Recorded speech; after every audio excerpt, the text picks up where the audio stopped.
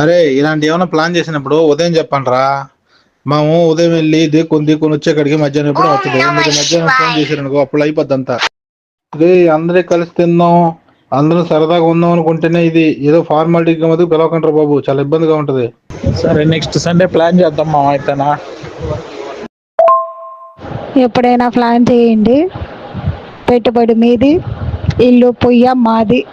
మే నలుగురు నాకు చేయలేస్తే బాగుంటది మే. చెయ్యేసి చెయ్యి ఇరిగిపోయింది పోనా.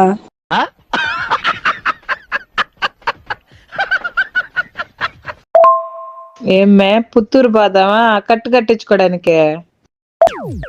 ఈ పంచింగ్ పలక్నామాకే పంచా. చెయ్యేసే పరిస్థితిలో లేనురా, అందుకే పొయ్య స్పాన్సర్ చేస్తా నేను. అయితే ఇంటికి ఒకటి స్పాన్సర్ చేద్దాం, తప్పేముందో ఏం లేదు. మనిషి ఇంటికి ఒకటి. నిన్న జరిగింది అదే. అంటే మా ఇంటి లెక్కలో పొయ్య. మే నువ్వు పోయి తప్ప ఇంకేం మాట్లాడవా? ఓరి మీ దుంపలు మీరెక్కడ తయారయ్యారా బాబు? మే నేను పోయి నిండా కట్టెలు తెస్తాను మే, ఎన్ని పడితే అన్ని. దీని అమ్మ తగ్గేది లేదు కానీ.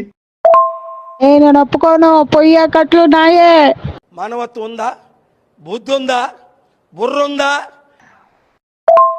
నిన్న అనుకోకుండా జరిగిపోయిందిరా. నిన్న జరిగింది అదేలే. పూర్ణ నేను అనుకోళ్ళు వేసుకొని చేసుకున్నాము.